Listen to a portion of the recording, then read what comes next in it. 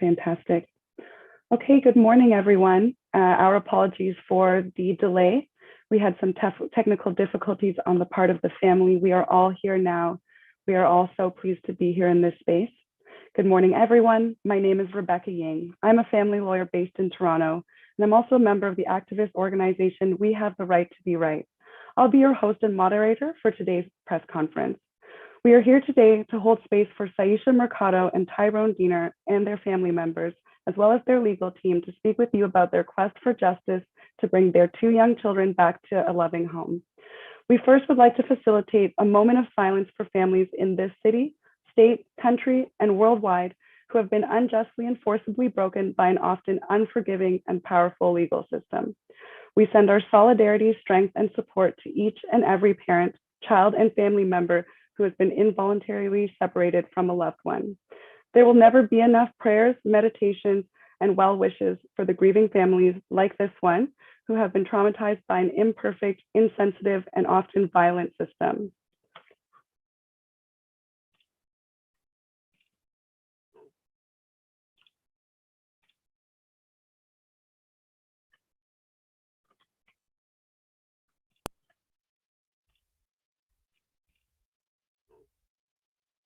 Mama is here. I love you so.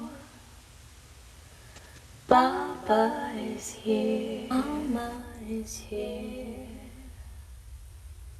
I love you so. Papa is here. Mama is here. I love you so. Papa is here. Mama is here. I love you so.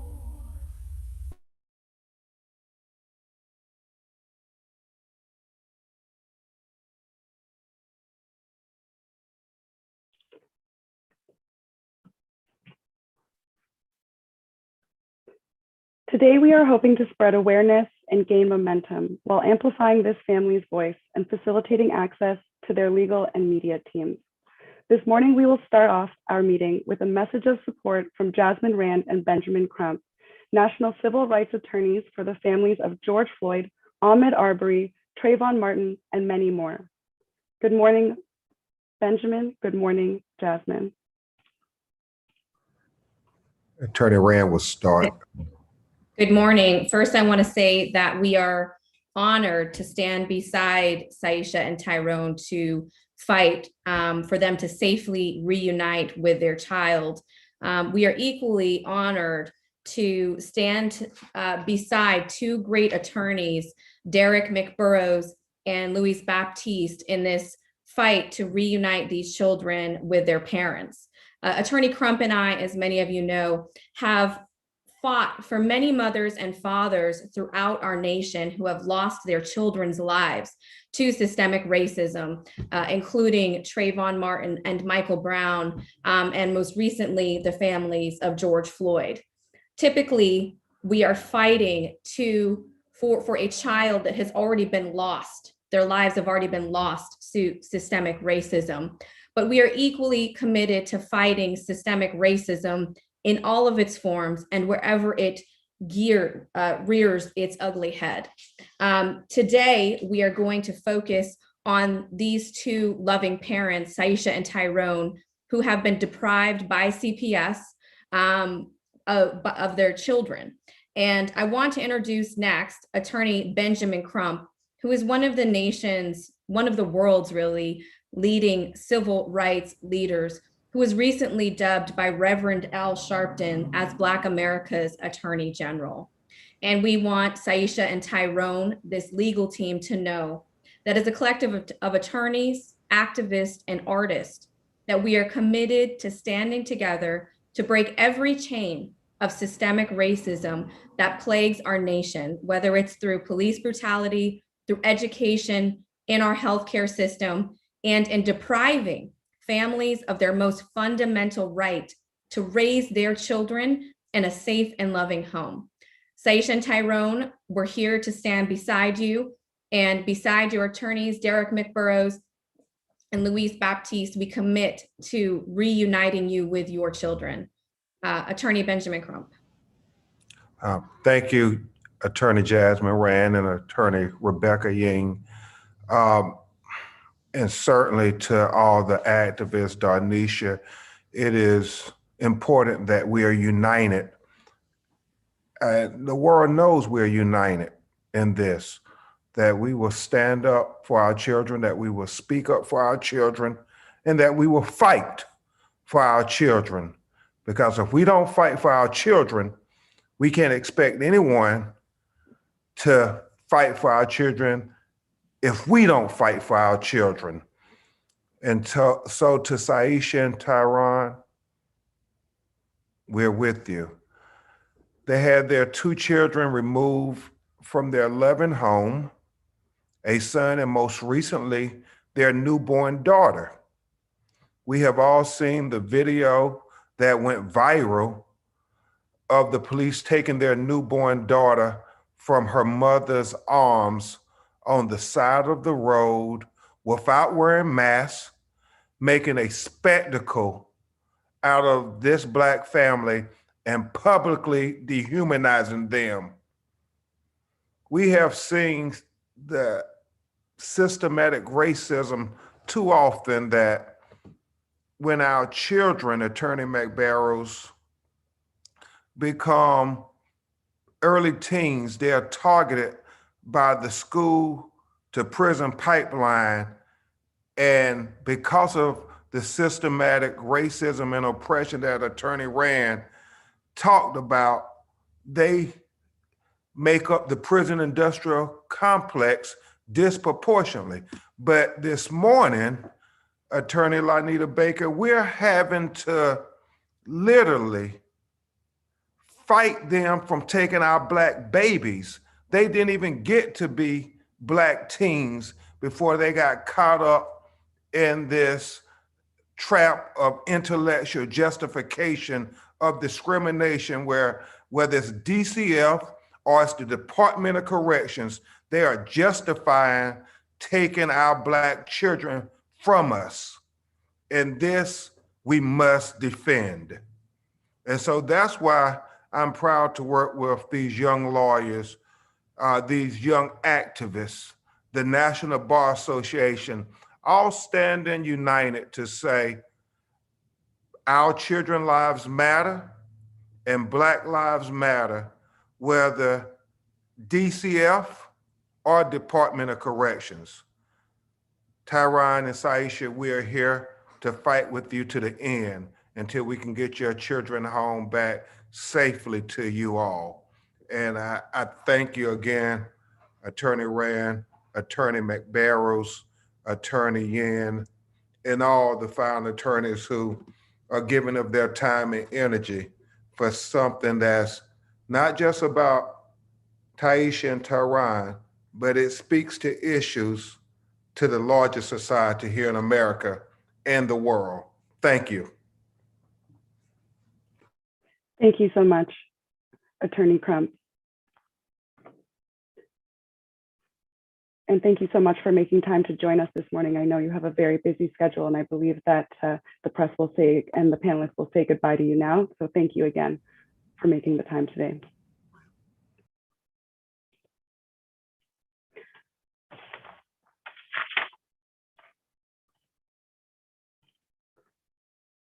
Next, we are going to hear from the family.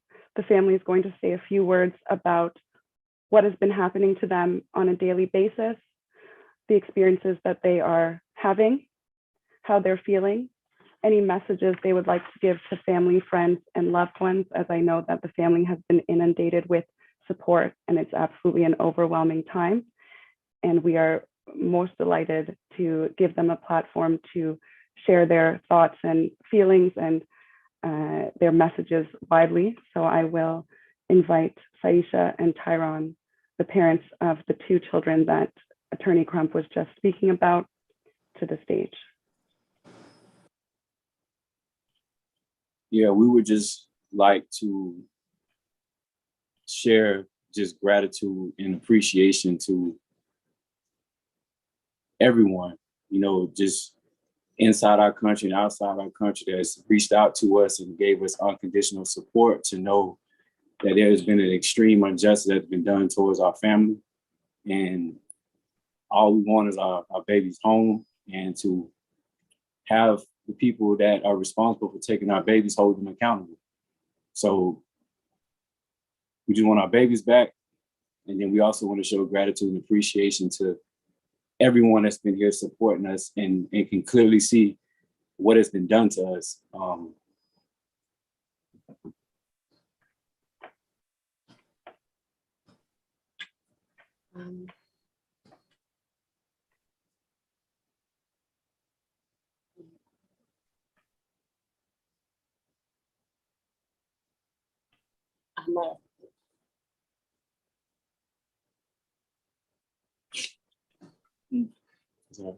Breathe. Just know the only thing that we have ever done as parents is make responsible decisions, loving decisions. And along that, since the beginning, and going to get assistance with our son, Amin Ra, we have been judged. We've been judged because of how we present ourselves, our culture, the way we look, the way we articulate ourselves. And that has been criminalized. And we live in this country where it's diversity, there's culture. And we have to move forward collectively to be able to respect each other. And we have had our son, Amin Ra, and our daughter, Aset, removed from us through the lack of understanding and through being judged. And there's days, every single day, there's no words that I could express to my wife to be like, it's gonna be all right. Because our baby should have never been taken from the first place. If Child Protective Services were doing their jobs properly and communicating with us properly and not judging us, our babies would have never been removed. And so we felt the need from the time Amin Ra was removed to speak out, because we are law-abiding citizens. We are a contribution to our community. We live a life of service. Anybody that needs help, we see that your problem is our problem. So the fact that we have no criminal background, we have no history with Department of Children and Families, the way that they have been attacking us, judging us, and critiquing us, that's outside of their job. You know, it's supposed to be, they're supposed to be working hand in hand with families, not destroying families. And so some of the things they have done towards my family is outside of their job and their job description. The only thing that we have been focused on is getting our babies back for the past 6 months, and recently they're taking our daughter for no reason at all through an agenda. And you can see it clearly that they wanted to take our babies. You know, we had just threats on threats on threats, nothing in regards to building and trying to understand us. So we don't have any negativity in our heart. We don't wish nothing bad on anybody. We just want them to do the right thing, return our children to us, our babies to us, and let us live our lives in peace and honor that Constitution. That's all I'm saying. My family, as a man, my family is my life. It's my job to protect them. And they have attacked us at a level that I'm not able to fulfill my role as a man to protect my babies and my wife. That is my purpose within my life. And the way that they have been coming at us, they are eliminating me from my position to protect my own family. And then judging me on the basis of being a father and a husband, that, you know, passing judgment on me that I'm not allowed, that it's being judged for me to be protective over my family, that I'm supposed to just allow them to just take my babies and to document and misrepresent my wife and myself and my entire family. Those days are over with. So I can feel my wife. We are connected. And sometimes, like, you got to remember, my wife has had 2 of our babies ripped from her in a state of trauma that most will not even understand. You would have to experience it. And every single day we got to wake up. We have to look at our baby setup and look at their swings and look at their bedding, and they're not here, and we have not committed any crime. We have not abused our babies. We have not done anything that is irresponsible as parents. And we have law enforcement watching us and following us and tracking us and listening to us every single second as if we have a criminal background. So if this can happen to us, It can happen to anybody. So even if with what has happened in regards to what I don't wish this on no mother to give birth and my wife even still healing from giving birth, to have to go through that and see and on the side of a road to have our daughter take from us, the fact they couldn't even escort us and go into a more presentable situational environment, to be dehumanized like that, I have no words for it. But in my position as a man, I don't have any issues with any of their departments from CPS or DCF. People have lied, they have falsified information, they have done a lot of different things. Now, our lawyers are doing their job. But at the same time, we are angry at you. We just want our babies back, and we want everybody that has been a part of removing our children to be held accountable. It's that simple. So, this is my first time being a mom. And I've been deprived of holding my babies and feeding my babies. I didn't get to see Ra say mama for the first time. And I didn't get to see my babies meet for the first time. I didn't get to see that, and I can't go back and redo that moment. I'll never be able to go back and redo that moment. And I'm just missing out on so many precious moments. This is such a precious time. Like, I feel my daughter. I feel when she's hungry. I know when she's crying. And I can't do anything. She's not here with me. And I'm supposed to be comforting her. I'm supposed to be loving my babies. I'm supposed to be outside with him and having building experiences. And Ra's supposed to be playing his drum with us. And I've been deprived of that. And I don't know how to articulate it. But it hurts so bad.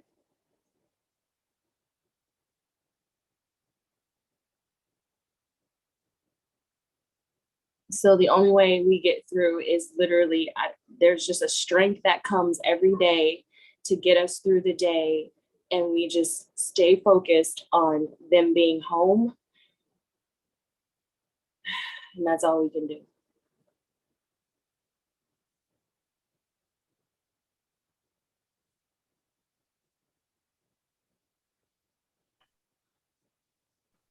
Thank you both so much for sharing that with us. Thank you